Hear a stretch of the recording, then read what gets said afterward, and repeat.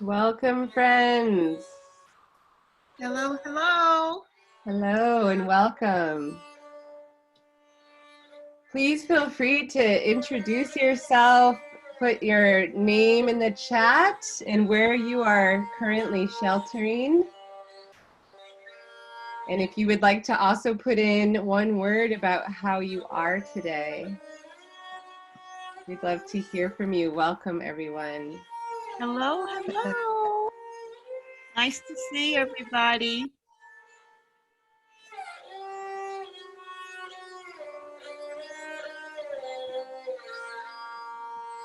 Do you want us to talk or put it No, in the just chat? go ahead and put your name and where you're from into the chat.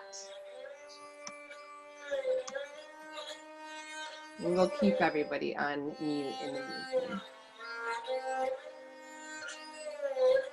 Welcome, everyone. So good to gather with you all today.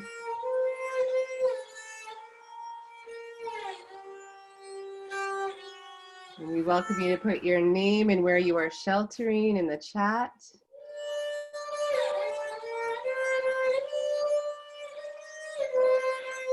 We are listening to the beautiful Esraj instrument from India by Amber Field. Let yourself settle in as you arrive and enjoy the music.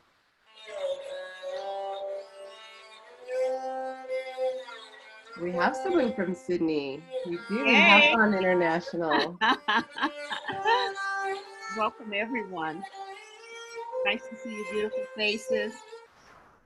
We've got folks from Colorado, also known as Arapaho, Cheyenne, and Ute territories. Welcome. We got folks from Michigan, Maryland, El Cerrito, San Jose. Beautiful. From Berkeley. Pastors from San Francisco, Tucson, Arizona, Sacramento Valley, Portland, Oregon. There, I see you. Got folks from Texas. Welcome, welcome. Welcome, We welcome. arrived. So Please go ahead and put your name and where you're sheltering in the chat. We'll take a few more minutes to let folks arrive as we listen to Amber. How sweet it is to have you all join us this afternoon. Topanga's in the house. I used to live in Topanga. Welcome, Wendy. Susie, Michelle, Rebecca, everybody, welcome. Samantha.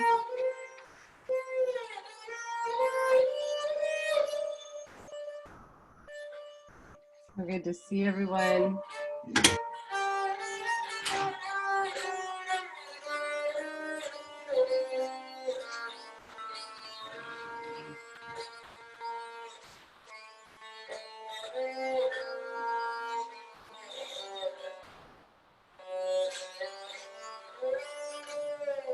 Take another moment to arrive. Please feel free to say hello in the chat. Let us know where you are. Hello, Michael. We've got Coral from Montreal. Aravinda, welcome.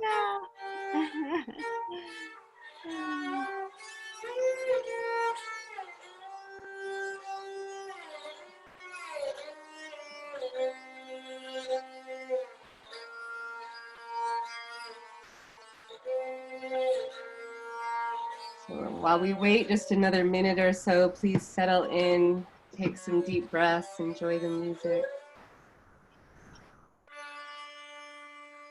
Take a look around where you are. Just let your eyes take in the space. Yeah, all the beautiful faces. With the beautiful background. Even in the car. Thank you.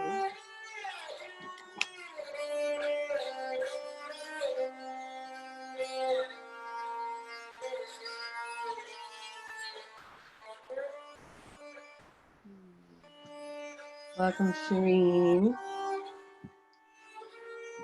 Folks from Vancouver, welcome, Michelle. Saida.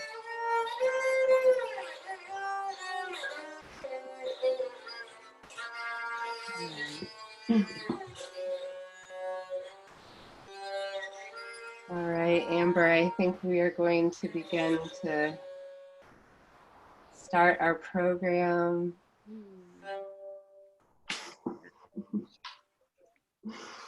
Thank you, Amber Field, the Esraj instrument, for bringing us in with such beauty.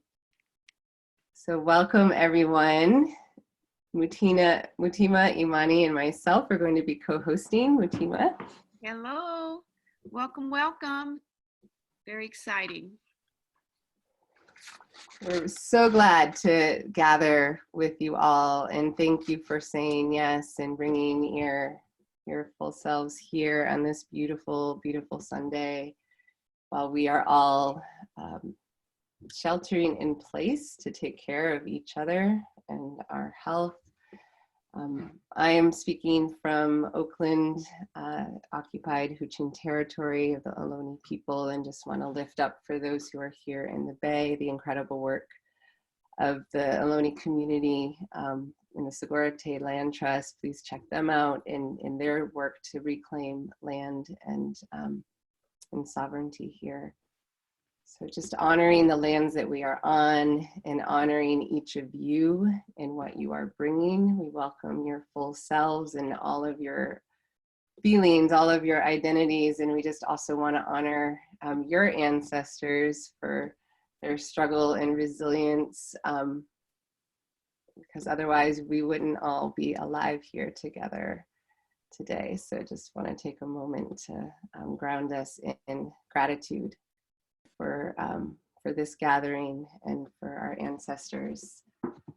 So we are going to be having a very timely conversation today with Stacey Haynes about somatics and healing and social justice and those intersections, and Amber Field, who's going to be filling our spirit and our bodies with their music and sounds. And so it's going to be a glorious and grounded time of practice and inquiry as we are riding these waves of these unprecedented times of this pandemic. And so we also want to honor the frontline workers of this time who are risking their lives to take care of us and to keep our society afloat, our nurses and our doctors, our grocery workers, our delivery workers, our farm workers. Just taking a moment in your own heart to give thanks and respect to the hard work and the struggle. And recognizing also the disproportionate impact that many communities are facing right now. Our unhoused community, our immigrant community, incarcerated folks, Black and Brown and Indigenous folks, and acknowledging that we are seeing the structural inequities more clearly now than ever in the disproportionate impacts that people are facing, and that this pandemic is a moment for us to pause and for us to, even if we're having to work to survive and to make it through, there is a slowing down from the wheels of capitalism, and it is a moment that is inviting us to reimagine another way forward, to remember what is really important and to remember our interdependence and reconnect in with the wisdom of our bodies.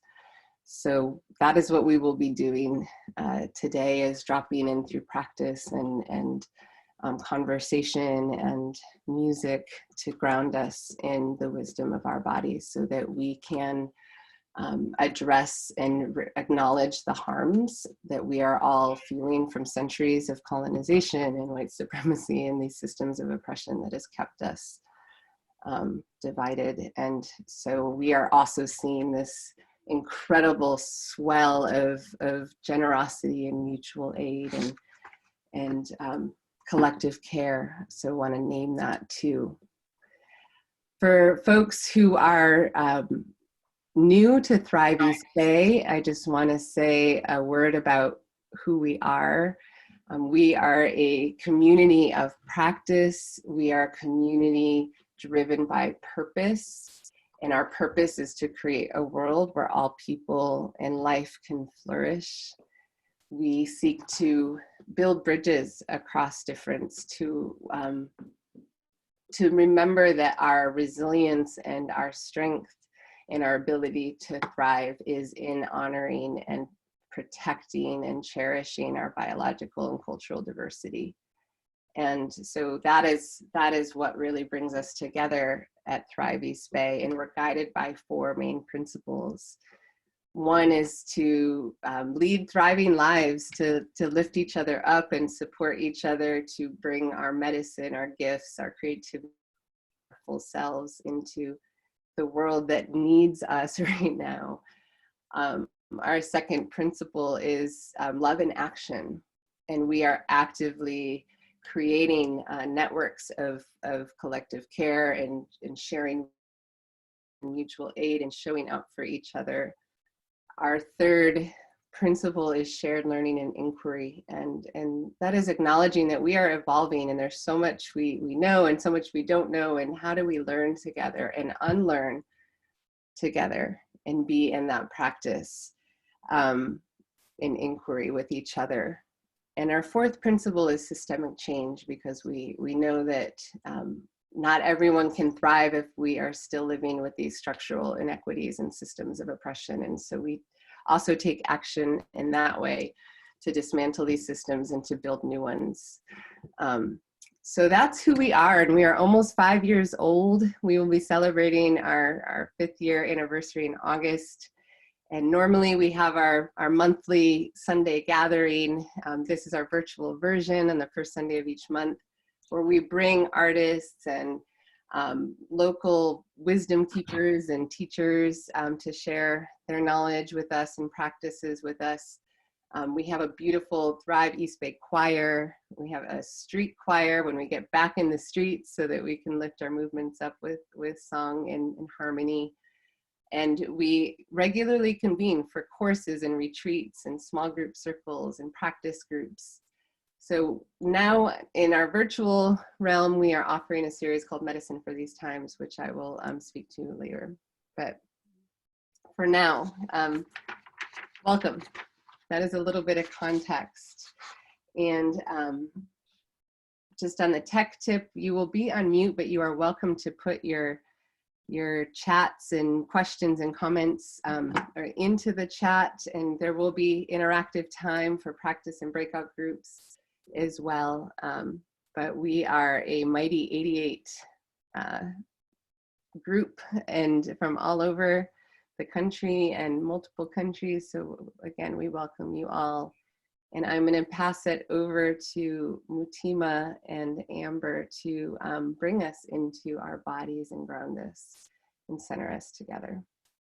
So I'm going to lead us into a meditation, and Amber's going to play beautiful music behind. But before we go there, I want to know, and you can put it in the chat, if this is your first time, because this feels like new friends and old acquaintances, and we're building a family here together. So if it's your first time, let us know in chat. And then let us begin to take a deep breath and come into our bodies. You are welcomed on every level that you exist. If you feel comfortable, I ask you to put your feet on the ground, on the floor. Lower your eyes or close them if you like to. And begin to surrender in your place in the universe that has decided to be with us this afternoon, this evening. this morning, wherever you are.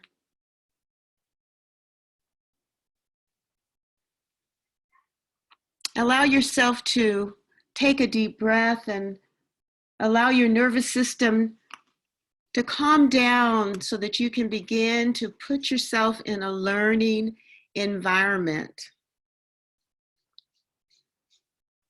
so that you can be totally open to the wisdom. Amber, you're on mute. Totally open to the wisdom that is going to be shared with you today. Let the music of the flute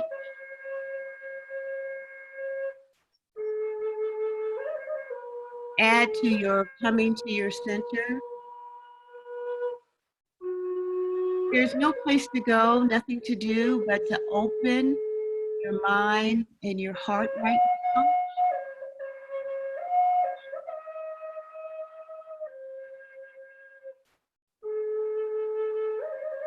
For I know that whatever you're looking for, it's right here in this community. If it's your first time, know that this is the place, the beloved community, where you can come just the way you are. That the medicine we bring together allows everyone to thrive. For love is the action that the Thrive community uses.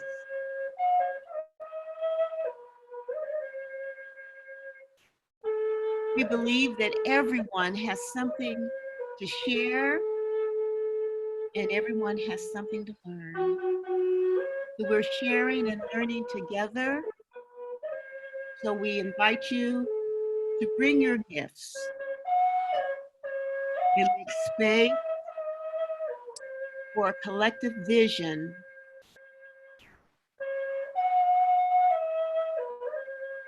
We thank you. We honor you for coming, spending your time with us together. So let yourself let go of any worry, any fear, any anxiety, even if it's only for a moment.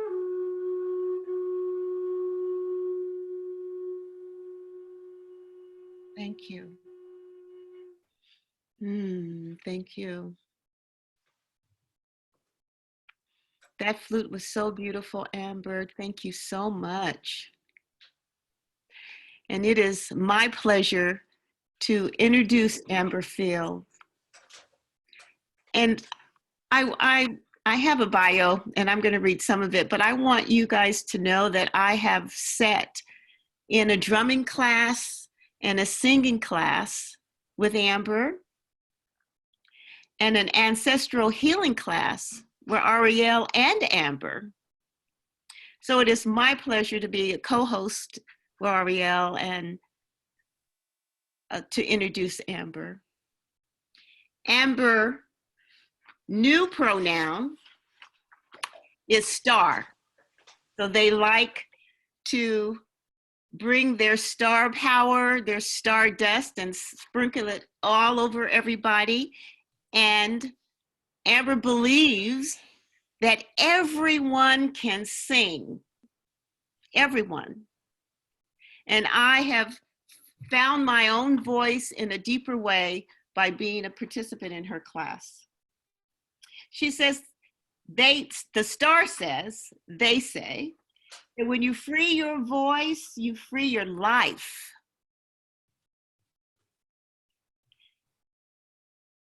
Star power, I guess I'm going to start calling you star power,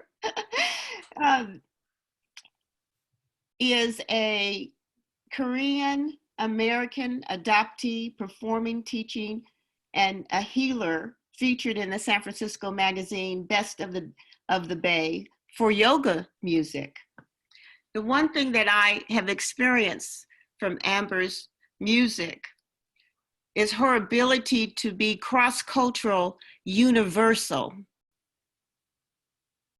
This star can sing gospel like she came out of the Southern Black church and then go right into some music from India or play the drums from Africa.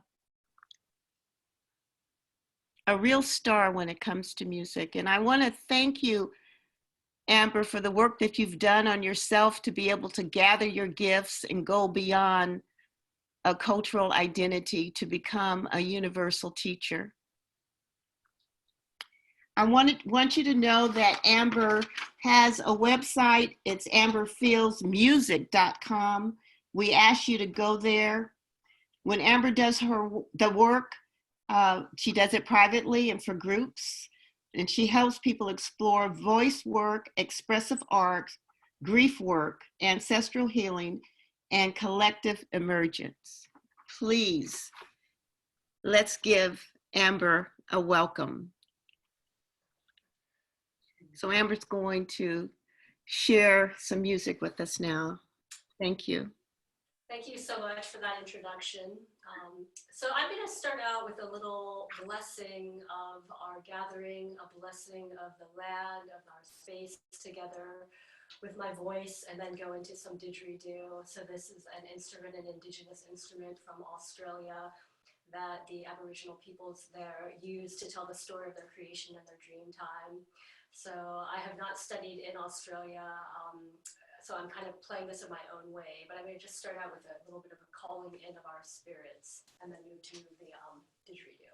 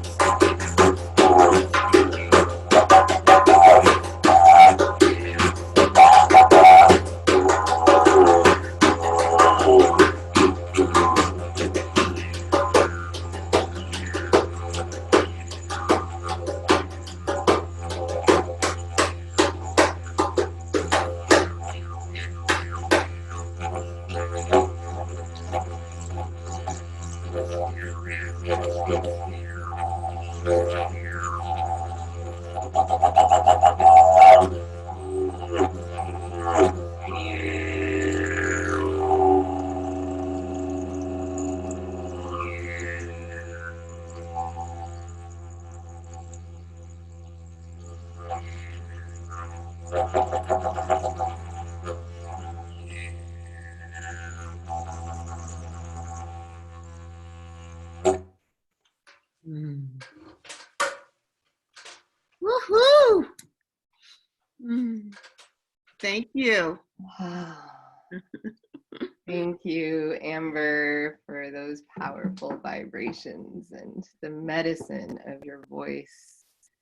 And for those who don't know Amber, I highly encourage you to check out their website. They are a multi-talented individual, writer, singer, musician, expressive arts facilitator. It's incredible for your voice workshops and drumming workshops. And I have the honor also to collaborate and co-facilitate intensive workshops using the expressive arts and somatics to explore our ancestral legacies, to bring healing to our ancestors, and also to get clear about the legacies we want to leave to future generations. So Amber will come back toward the end of our time together to lead us in some song. And now I get the honor to introduce our guest today, Stacey Haynes, who has been such a deeply influential teacher in my life. I remember seeing Stacey for the first time at Bioneers and said, that is what we need, that intersection of our body, wisdom, our healing, and social justice. She brings it. She brings much needed perspective and practices to our world right now to understand the forces that shape us and to also be able to reclaim our agency to shape in turn from a more resourced and centered place. And Stacey understands this. You may have heard from our beloved ancestor, Grace Lee Boggs. We need to transform ourselves to transform the world. And that intersection of personal and social transformation is what she'll be speaking to and bringing to us today. So a more official bio, Stacey Haynes is the co-founder of Generative Somatics. Joshua is dropping the link into the chat. It is a multiracial social justice organization bringing somatics to social and environmental justice leaders, organizations, and alliances. Stacey is a senior teacher in the field of somatics and designs and leads programs in embodied leadership, somatics and trauma, somatics and social justice, and teacher training programs, and has a somatic coaching practice that primarily serves social movement leaders and trauma and violence survivors, and has been working in this field for 22 years. She will be offering a 6-week online series in cultivating resilience starting in May. So Joshua's also dropping the chat for that, but I highly encourage you to check it out. I will be there. And I want to do a quick plug for this phenomenal book, like Pandemic Reading 101. Please check it out and buy it. It is a critical book for these times, just so clear and articulate in naming the importance of healing and how these systems of oppression have shaped our bodies and how we can be in right relationship with each other. So thank you, Stacey, for saying yes and for joining us today. And I'm going to hand it over to you. Thank you so much. And thank you for the music to start. That was just awesome. And the meditation. I'm really happy to be here today. And we're, kind of getting used to Zoom and somatics over Zoom, which is its whole new own thing. But just really glad to be here, get to kind of dig in and talk about this interdependence between personal transformation and systemic transformation, and then really what somatics has to bring to that. So that's where I want to dig in. As we go, if you have questions that you want to pop into the chat, Arya will be tracking those, and there'll be moments where I'll pause and just kind of go, okay, little Q&A. Then there'll also be a practice that we do together, and then we'll break up into pairs and do some, digging in with each other. So that's a little bit of the arc of our next 45 minutes or so. So awesome. Great to see you all. So I want to talk about, I don't think I have to convince any of you, so I just want to dig in. I do think that in some ways it's our generation, I'm going to say generation wide, like those of us who are alive on the planet right now generation. I do think one of our generation's calling is this deep intersection between personal and systemic transformation. And I think we're experimenting and exploring and discovering what works together. But, when I think about like, what do I want to leave the generations behind me when I pass on, knowing how to think about this, be inside of this, and practice this intersection is really part of my core commitment of part of what I want to leave, and to have that be embodied. What I really see is that, and Arya already started talking about this, but in the broadest sense, our social conditions that are based on a power over model, right? Where some people get a bunch of resources or safety or reflection, and the mass of other people's do not. I'm sure you all are familiar with this too, but what it takes to keep a power over or exploitative system intact is it takes violence to keep it intact. It takes co-optation to keep it intact, and it takes coercion. All of those things cause harm to lots and lots of people. So if we look at what we really want to build as a power with system, right?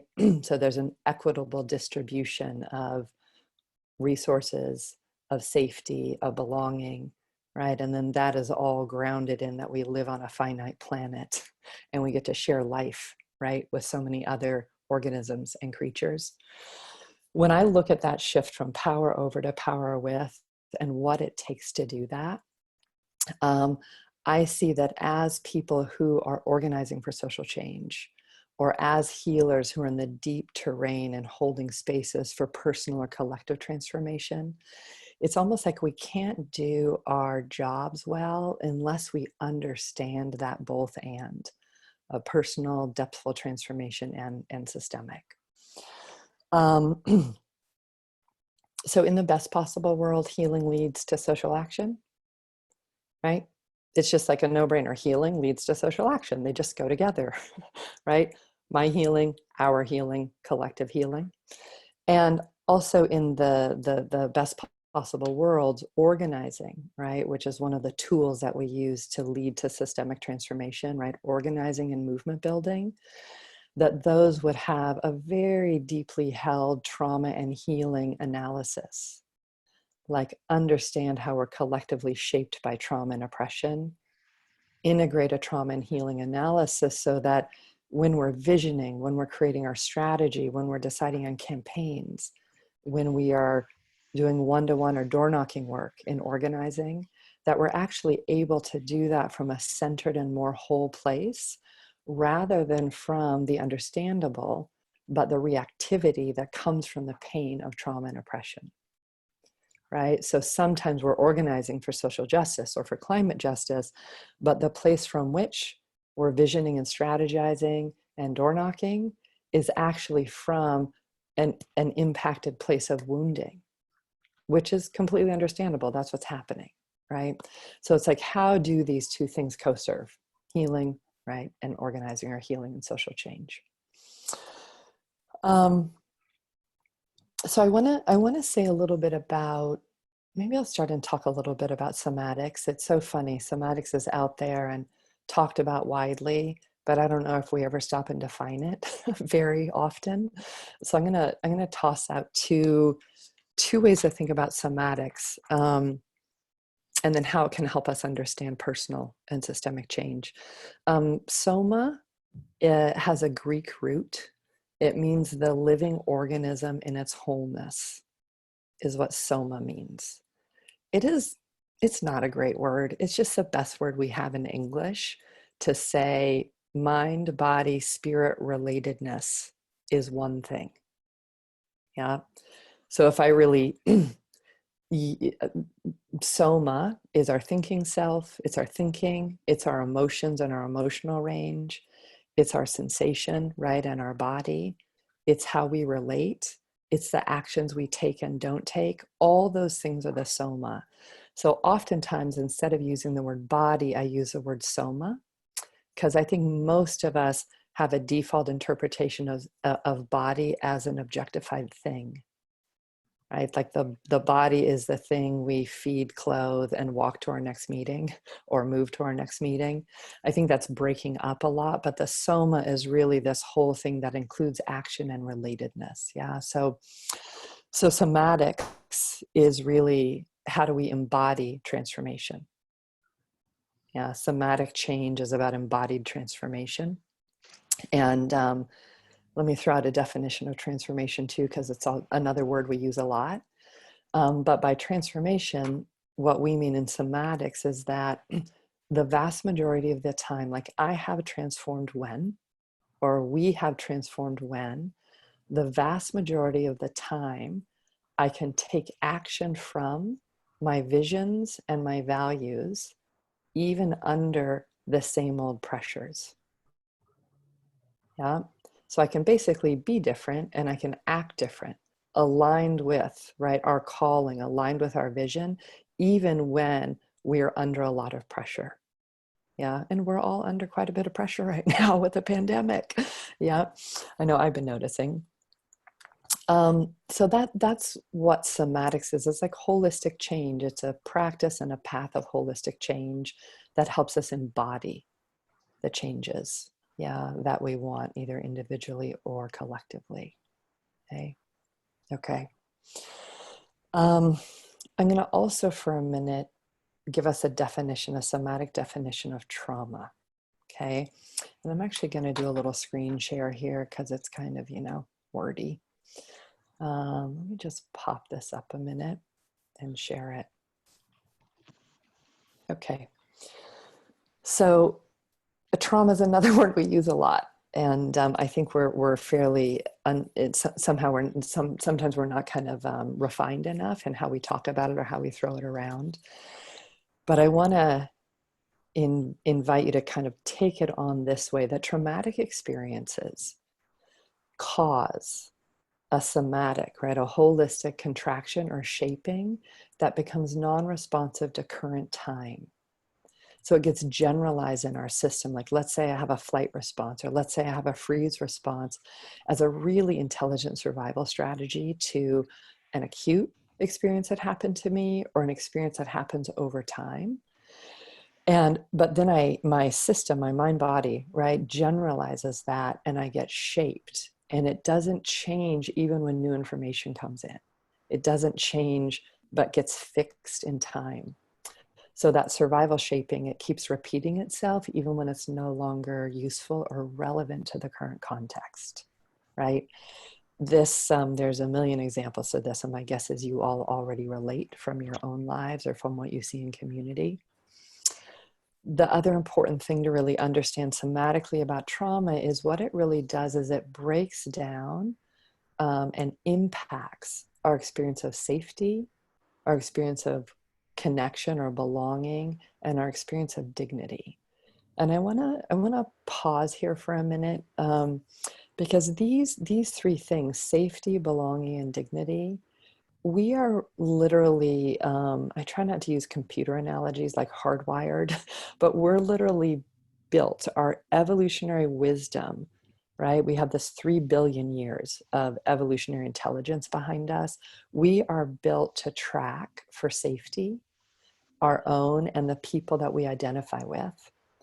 We're tracked to orient and look for belonging because we're social animals, right? We're not isolatory animals, we're social animals, and we really need to belong. And then also dignity or a sense of worth or significance. These I call inherent or constitutive needs, and they really operate together. So safety supports belonging, supports dignity. They operate together. And what happens with traumatic experiences and oppression is that it breaks them apart. And all of a sudden, I'm having to put safety above belonging. Like, I'll just be isolated, I'll be alone, but at least I'm safe, and I'm going to disregard belonging. Or I'm going to choose belonging and actually disregard my dignity and put up with things that actually don't dignify me or don't keep me safe, but at least I belong. It like splits this triad. And really part of the healing process is that somatically, like through our holistic bodies, somas, we get to reweave those things back together so they can move in consort with each other. And then the last thing I want to say is again, what you all know, but that trauma is an individual and a social experience. Yeah. So even very intimate traumas like child abuse, child sexual abuse, rape, right? Even those very intimate experiences of trauma are still collective experiences, right? And then we have mass collective experiences of trauma like genocide, like slavery, yeah, like forced migration, right? These are mass experiences, collective experiences of trauma. But traumatic experiences are never outside of social conditions. Yeah. So even the most intimate traumas are usually so informed by the social conditions, right? The social norms and the economic setup in which we live.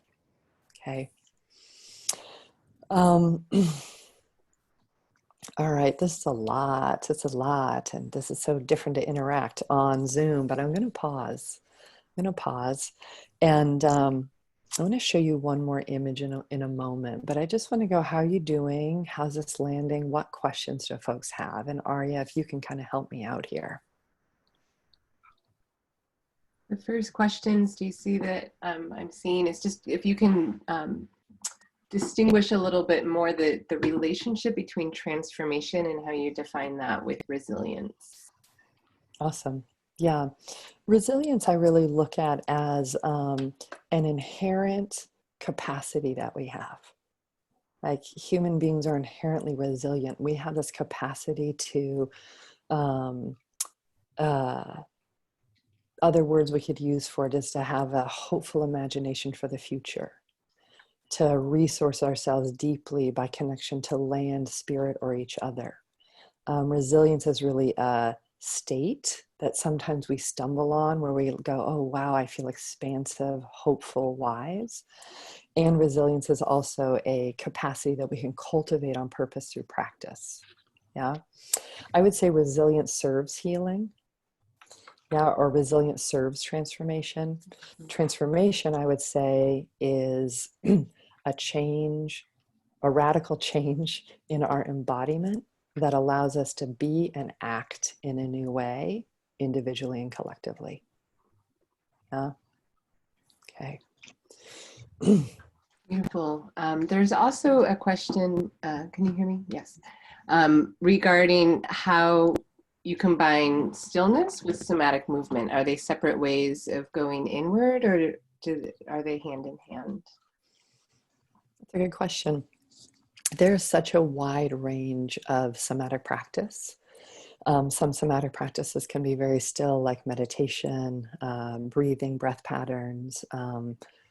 There's that whole range of somatic practice, and there's a whole range of somatic practice that can include movement and like generating a bunch of aliveness. It just really depends on its practice for the sake of what, right? Inside of somatics, we're always practicing to embody a principle. So there's a simple centering practice that we have where we center in length, width, depth, and then we center on who and what matters to us. Right? So it's a simple form, but what we're looking to embody inside of the practice is that we can be present, open, connected, and on purpose. Or there's boundary practices that we have, right? For most of us who've experienced trauma, whether it's very intimate or whether it's social, it is a whole process to relearn how to have a centered boundary and not a reactive boundary, or not just appeasing, right, as a safety strategy. So in the practices that we do, through the form of the practice, which is always body-based, what we're looking at is to embody the principle of a centered no or a centered decline, so that under pressure, we don't go, oh God, I'm going to duck and appease, because that was a good survival strategy in the past. But under pressure, we can go, oh no, it's in my sinews, it's in my tissues now, it's embodied now, that I can show up. I might feel scared, but I can show up and centered and say no. Yeah. So practices can have a huge range of what they look like, but we're always looking to embody a principle through practice. Yeah. Can we do one more and then I'll pivot? Yes. So one, I just want to lift up that people are really appreciating your clarity in bringing such articulation to our experience is really both healing and liberating. And the question is if you can trace a little more the ways in which private trauma, for example, like family trauma, is also collective. What a great question. I will use myself as an example. So I was sexually abused as a kid by my dad and some other people, and which was a highly intimate, right, form of trauma. And you know, others of you who are survivors on the call, it's like very private, very silent, not supposed to tell, right? So it's a very, very isolated form of trauma. And what makes it so public is, you know, we don't have stats on folks who are trans or non-binary. We just have stats on girls and boys, so I'm going to say it that way. But 1 in 3 girls and 1 in 6 boys get sexually abused before their 18th birthday. That's a social experience, right? There's a social phenomena going on that is, to me, part of the power over system. It's very profound training. Child sexual abuse is very profound training in power over, right? You're getting trained into it right away. And then your survival strategies, if you don't get the opportunity to heal, perpetuate that power over in many different forms, sometimes just by becoming a non-protective parent when you're older, right? The stats are fairly low about how many survivors become active offenders. It's actually under 15%. It's interesting with child sexual offenders, it's mostly people who experience neglect and physical abuse as children. Yeah. So then we also get to ask the question, little babies are not born to grow up to be sexual abusers. They're not. We train them. But who trains them are the social conditions, then how that shows up and gets translated into their communities, and then how that shows up and gets translated into their lived experience of the folks who raised them, right? So like I always think child sexual offenders are built, not born. How are we doing that at this rate, right? And that's when we go, we have to answer that at a social norm level, right? At all the ways that we learn power over. I hope that wasn't too intense. I'm so used to talking about child sexual abuse. I hope that wasn't too intense for folks. So, okay. All right. I'm going to pivot us because I want to have us get to do a practice together. So I was going to talk about resilience on this call, but it sounds like y'all did a lot of calls about resilience. So I'm going to talk about what happens to us under pressure instead. Okay. And again, my guess is we can come up with examples from these last 6 weeks. Mutima, did you have something? Yes. Yeah. I would like for you to just take a moment and do a 1-minute somatic, so that the example that you use, if it did trigger people and they've left in their minds and bodies, that they can come back. Awesome. Thank you. Totally. I'm happy to do that. And also our breakout group, what we're about to do is going to head us in that direction too, but let's do it first. So mostly if that stirred your soma, your body, your nervous system in any way, the first thing you want to do is not manage it, but actually allow it. Mm-hmm. So if we can just bring our attention to wherever you might feel stirred or enlivened or even contracted around what we've discussed so far, just bring your attention there. And I want to invite you to bring as soft and curious an attention as possible. So maybe your heart's beating a little bit fast. Maybe you just felt a contraction in your stomach. Because Maybe you noticed your jaws tighten. partially on my phone, logged in through the phone period. And bring your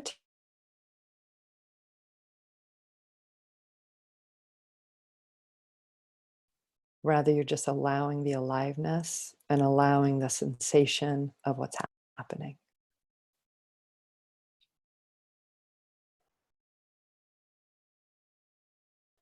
This might sound funny because I haven't introduced it yet, but if that sensation or contraction or gripping, whatever happened, wants a little support in the direction it's going, you can also just support it.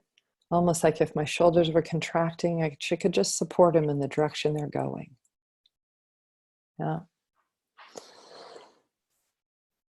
And then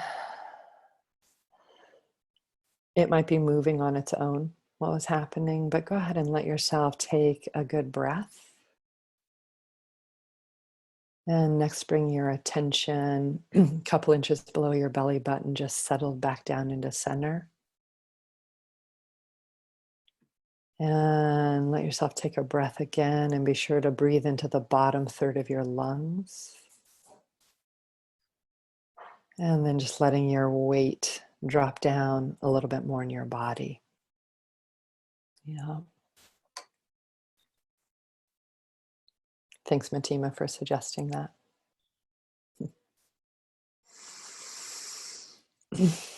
So I want to celebrate and acknowledge our automatic responses to threat, pressure, uncertainty. Once we understand the soma and the body, how we react under pressure becomes fairly predictable and noticeable. In somatics, we call this our conditioned tendencies. Yeah, that we develop conditioned tendencies over time because we are adapting, right? We're adapting for safety, we're adapting for belonging, we're adapting for dignity. And again, in these multiple places that we need to do that, from our families to our communities to the broader social conditions, we are doing that in a fairly subconscious and unconscious way. And then we build these amazing adaptations over time that become embodied and therefore become automatic. So some of those places you might kind of look for yourself, and this is what we'll do in our breakout session, is under pressure, do you tend to move toward what's pressuring you? Do you tend to move away from what's pressuring you? Or do you tend to move against what's pressuring you? So that's one way we can kind of explore. It's like, wow, under a lot of pressure, what happens automatically? What are these adaptations that I developed over time that are just inherently wise, yet might not be working anymore, right? Inherently wise that I've developed. How do they live in me? Do I move toward? Do I move away from? Do I move against? Okay. Another way that we can really look at these survival strategies that we come by honestly is, do they fall more in the bucket of fight, flight, freeze, appease, or dissociate? FFAD, that's what we like to call them, FFFAD, fight, flight, freeze, appease, or dissociate. We all have the capacity for all of those. These are inherent capacities. We're born with them. And then our context and our environment tends to elicit one or two more than the others. And then those strategies become embodied. And then we hit a new pocket of pressure and they tend to take over, right? So our conditioned tendencies are learned, I want to honor them, habits and adaptations that at this point in our lives, some of them really serve us and some of them don't. They tend to be the things we're fighting with inside of ourselves, we're struggling with, or we're suffering with because they got generalized, embodied, but don't really serve our current loves, longings, and commitments. Okay. So, Arya, will you help me with a minute on time? We still have 20 minutes, right? Let's see. Yes, we do. Yeah. Sorry, I just fell off my time tracking for a minute. We're good still. Okay, We're good. thank you. All right. So I'd like to all do something together to just get a feel of how our contractions or our embodied habits work. So can everybody just make a fist and make a pretty firm fist? And then with our other hand, what we're going to try to do is peel apart and open up this fist. It's like, this is a survival strategy or conditioned tendency. It's not really working for us anymore, and we want to just get rid of it. So with your other hand, come in and just really try to peel open your fist. Do it while you're feeling yourself, and notice what happens when you're just trying to change it by overriding it. Couple people, can you throw in the chat, what do you notice?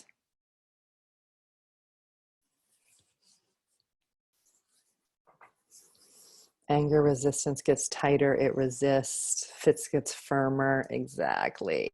Okay, awesome. So pain. Okay, so let's do this again. So go ahead and make a fist again. And, you know, feel your arms, feel your hands, be kind of inside of yourself. And this time in your other hand, just get very present. Like you can feel the temperatures in your hand, you can feel the aliveness in your hand. And all this hand is going to do this time is very gently support this fist in the direction it's already going. So we're going to come like this and just add as much support, as much pressure in the direction it's going as that fist wants. Notice what happens in your hand. Notice what happens in your breath.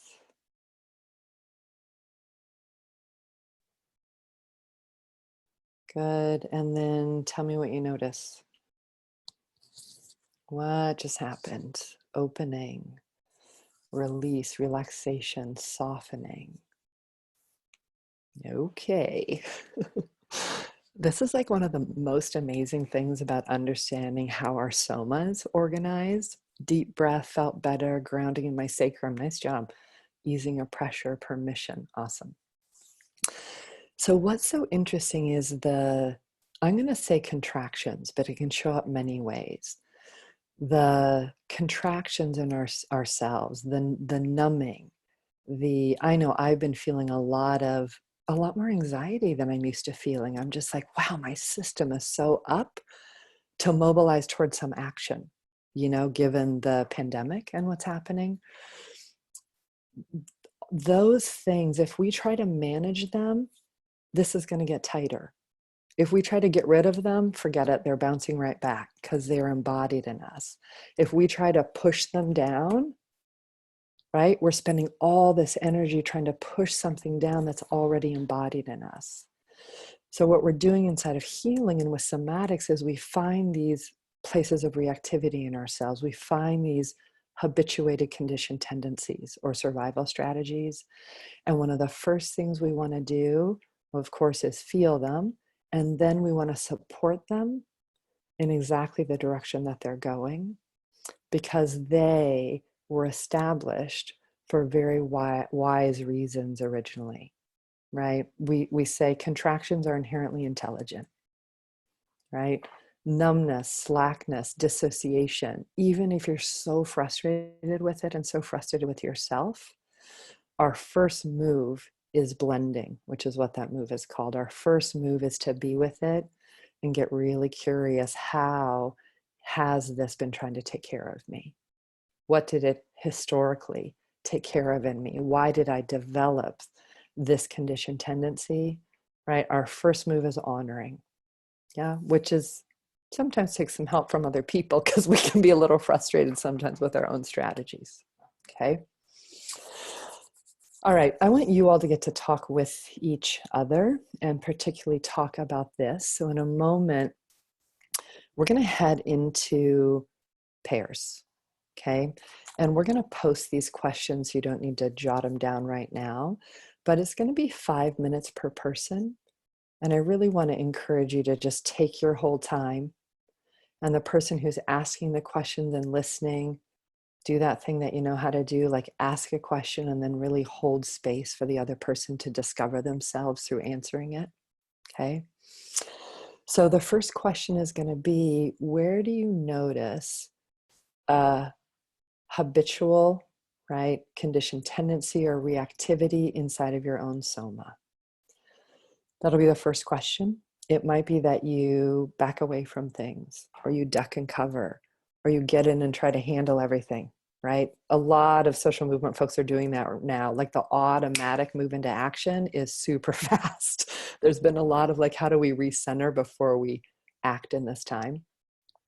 So where do you notice it in your body, right, or your soma? The second question is going to be, what is that trying to take care of in you? Right? And that could be current time or even in the past. What has this contraction or conditioned tendency or reactivity, what's it been trying to take care of in you? Okay. And then the last thing is, if you just tried on blending with that, right? Like we just did barely with a fist. If you tried blending with that, what happens in you? What does it open in you? Okay. Does that, can I get a thumbs up or not? Does that seem clear enough to go into group with, or do you want me to walk you through an example? We're thumbs up, yay. Okay. All right, we are gonna head into. And Stacey, there is a quick question. If just if someone is having a feeling of not wanting to answer the awesome. You completely don't have to. If you don't want to do this process and you get paired up, either you can just say, here's what I'd like to talk about right now, and talk about what you want to talk about, and then you ask the other person the questions, but full consent for sure. And then if you can clarify with an example in what blending means. Great. So let me just give you a brief one with me. So I've really been noticing, pretty much with no thought attached, but I'll feel a kind of picking up in my chest and a quality of anxiety in my chest. Like my heart's beating a little faster, my breath is a little higher, and my rib cage around my chest is a little bit more tight, right? In this pandemic time, it will often happen in the morning. So you're going to notice that first and go, oh, wow, there that is. It's repeated. I recognize it. This is happening. Then I'm going to go, what has that been taken care of? And I've been really going, what is that taking care of? And it is just a deep impulse to act externally, to act out here, and to really fundamentally have people not get hurt, decrease suffering, right? Just that impulse to act, to really decrease harm. Yeah, that impulse has been in me a long time. How I would blend with it is to do kind of what we did with the fist, but with your attention. So be with a sensation, not like I'm trying to change it, but make space for it, listen to it, and either with my body or with my imagination, support it going in the direction it's going. And instead of trying to calm myself back down, to go, oh, this impulse is up and out, just let me gently come up and out more and notice what happens. All right, I hope that helped. We good? 5 minutes each. Enjoy your conversation. Great. Welcome back. And thank you. I hope that went well for most of you. I know we had a couple technical bumps, but I hope you got in and got to have a good conversation with your partner there. We're going to take about another really just few minutes or so. So if you'd like to put anything in the chat about how was that for you, or anything you were learning, or if there's any other question you want to put in the chat.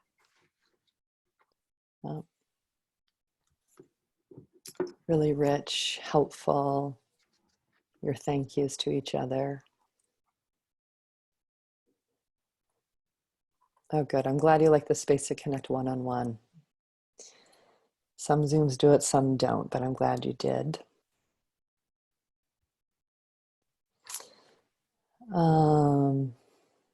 Awesome. I've been taught to fight my somatic responses, and following through or blending was incredible, refreshing. One-to-one is good. Appreciate getting to make a new friend. That's awesome. Surprisingly emotional. I really get that. Awesome. Can I speak to the somatic way of rage with an open heart? Well, that's a small question, but a good one for our times. Love that. All right. Thank you, and thank you for what you're putting in here. Arya, maybe I'll hand it over to you, since I know there are some questions from before too. Can you bring us one of the questions that you saw throughout the chat here? Well, this one was just from before, but I think it's still relevant. Is just what, if you can speak a little bit to the value of body-centered practices in somatic healing and in our work for social justice. Awesome. Okay, good. Hey, Susan Freundlich, I just saw you. It's nice to see familiar faces on here too. Yes, and I think what I'm going to do is I'm going to share one more image with you all, which feels like a very important image when we're looking at embodied transformation. That's not it. This is it. Can you all see that? Yes. Okay. And well, that's not going to help. So I'm just going to leave it like it is. Sorry if it's off to the side. In somatic transformation, this is one image we use to kind of capture the different components of what it takes to do embodied transformation work. And somatic practices is just one aspect of that process. So you see somatic practices there. Again, it's an embodied practice that we repeat, right? We become what we practice over time. So we need to repeat practices to develop new neuronal pathways and new, to have it embodied in our musculature and our tissues. But somatic practices, some of the ones that are really important inside of healing and movement work are the somatic practice of knowing how to make a declaration. So we talk about visions, we talk about commitments, but in somatics we'll talk about what's your declaration, what future do you want to declare, what future do we want to declare, which is really about embodying vision. Somatic practices that are important are having centered boundaries, making requests, a practice we call the extension, which is extending our connection, ideas, vision out over time, really holding that as an embodied practice. So there's a bunch of somatic practices that are really important in supporting both healing and our movement work. Somatic awareness is developing our capacity to be present with a wider and wider range of sensation and listen to the information inside of our sensations. And sometimes that information is about inspiring us or informing us of something or revealing something through our intuition. And sometimes those sensations are habits and conditioned tendencies and things that we want to work with, not necessarily follow anymore. That third circle of somatic opening is that we've embodied both the oppressive conditions that we've been trained by. Sadly, we embody things that we do not believe in. And, I think about, I for the last many years, as long as I've been doing movement work, which is a good 20 plus years now, like my commitment around being a white anti-racist, like a white person who organizes and heals and uplifts liberatory practice, right? And anti-racist work. But I also embodied white supremacy. So I have to continue to transform myself and the people that I organize with who are also white to embody embody something different than what I actually got handed by the social condition. So these habits that live in us, we also need to work with opening them, because if we put a brand new practice on top of old habits under pressure, that's what wins. So as we open the patterns in our somas and in our thinking, then the new practices can really root in, and also things can be shed that we don't need to carry anymore. And then the last piece is you see the social context piece. That really, embodiment is always happening inside of social conditions and inside of a social context. And like I just said with the white supremacy example, the social conditions and the economic conditions, right, capitalism that we live inside of, it really has millions of people be in a certain set of power over practices, right? Like why we need to shift our structures and systems to power with is that will help millions of people embody power with practices. But it's our conditions that actually do so much of the training and the harm. And then that we're always shaped by landscape and spirit, and in relationship with landscape and spirit. And those are a big part of both healing processes and social movement work. So there's like a million more things I want to talk to y'all about, but we are out of our period of time here. So I'm going to pause here, and Arya, hand it back to you.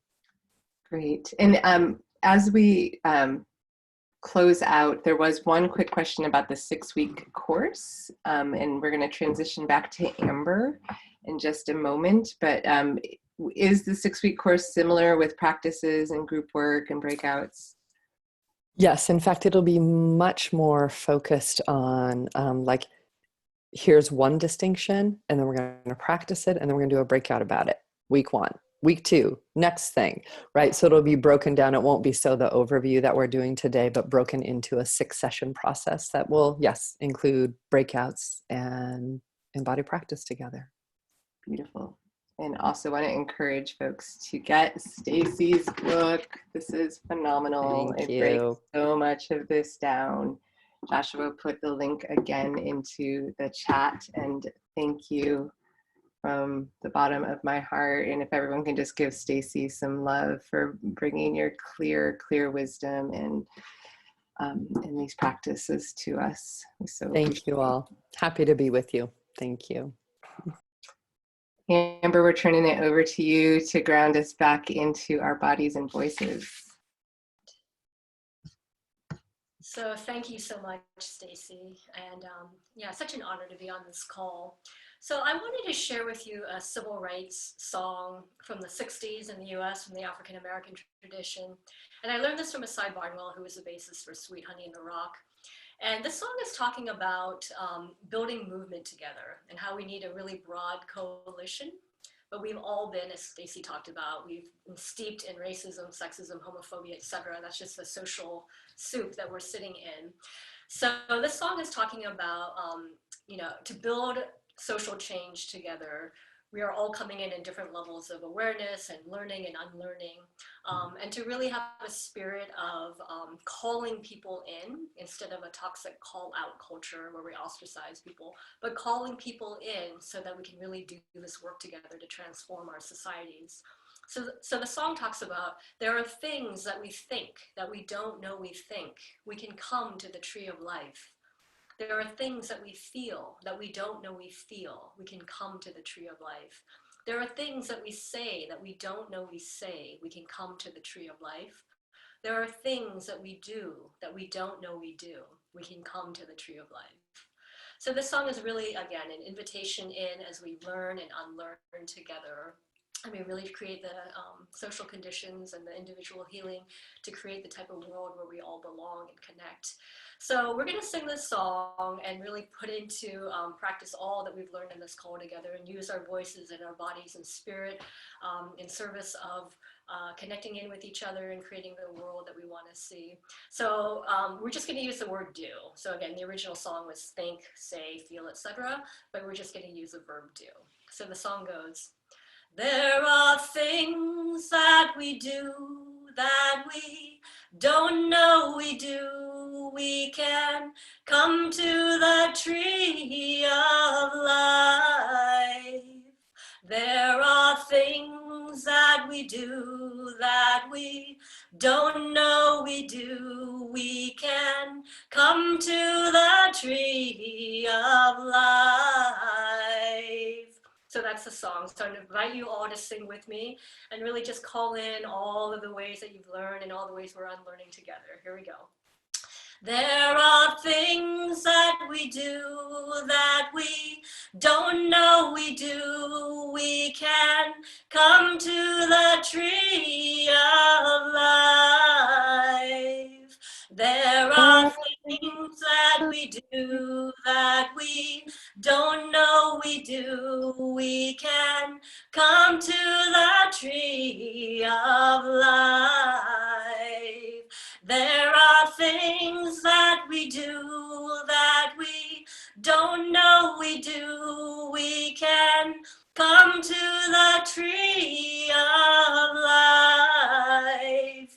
There are things that we do that we don't know we do. We can come to the tree of life. There are things that we do that we don't know we do. We can come to the tree of life. There are things that we do that we don't know we do. We can come to the tree of life. There are things that we do that we don't know we do. We can come to the tree of life. There are things that we do that we don't know we do. We can come to the tree of life. We're gonna sing 3 more times. First time for yourself, really calling in all of your parts. Second time, everybody on this call. And the third time for all beings everywhere. So here we go. There are things that we do that we don't know we do. We can come to the tree of life. There are things that we do that we don't know we do. We can come to the tree of life. Inviting everyone on this call to build beloved community. There are things that we do that we don't know we do. We can come to the tree of life.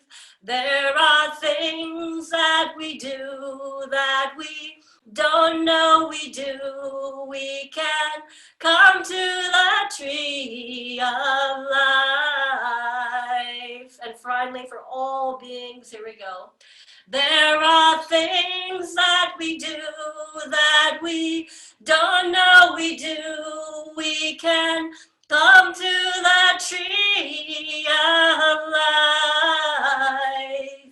There are things that we do that we don't know we do. We can come to the tree of life.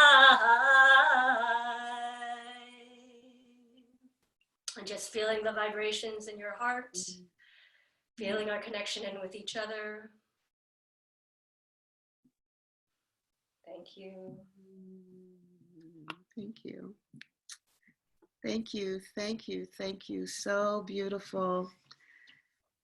So beautiful. My heart is full of wisdom and my heart is full of songs because as we come together to the tree of life, we can become conscious and make a choice to blend and not resist. So I'm going to turn it over and then come back.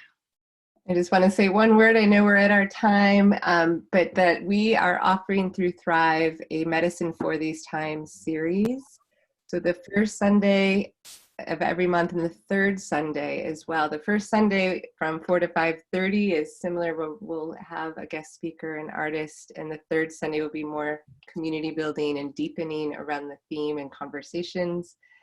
We have Wellness Wednesdays, so resilience practices that are offered by various practitioners. This coming Wednesday at noon, Amber will be leading a Wellness Wednesday, Free Your Voice and Tune Your Body from 12 to 12:30.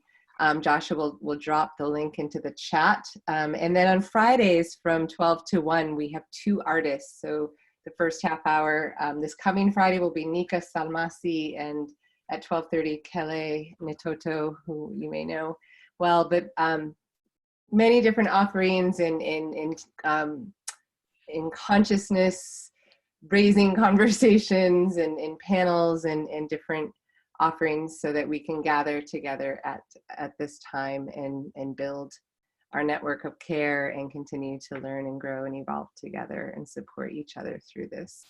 So I'm going to hand it over to Matima to close us out. Thank you. So Stacey. please, Thank you, Amber. thank you both. So please go to Thrive East Bay Facebook, and you'll see all of the things that this community has been offering and will continue to offer during these times. And so thank you for staying to the end. If you would just take a moment and drop inside, let us gather around the tree of life. So thank you for coming. The Thrive community, and I invite you to close your eyes or go inside and give and thank yourself for giving yourself the gift of coming to the beloved community of the Thrive community. Here, there's a place for safety, belonging, and dignity. There's a commitment to look at the conditions. And so beautifully, as we learned today, we want to blend so that the resistance to the world that we are calling forth melts away. So I want to say, you're safe wherever you are. You're loved. You're free to walk towards and ask the question, what is this feeling of fear, of anger, of despair, of emptiness? What has it been trying to teach me? And I want you to know that no matter what has happened, because the world is full of atrocities, human atrocities, the healing power of love is available. Thank you so much for being here to hear the wisdom that was given through song and through words. This tree of life is Gaia. There's a tree outside somewhere that wants a hug from you. Since we can't hug each other, let's go hug a tree. Thank you again for who you are, what you do. Please claim your place. This world needs you to help come out of the conditioning of the power over, so that we can be together, all walks of life, in our differences, loving one another, creating an equal justice playing field for our children and for the earth to thrive. Thank you for coming this afternoon to Thrive. Yay! Yay!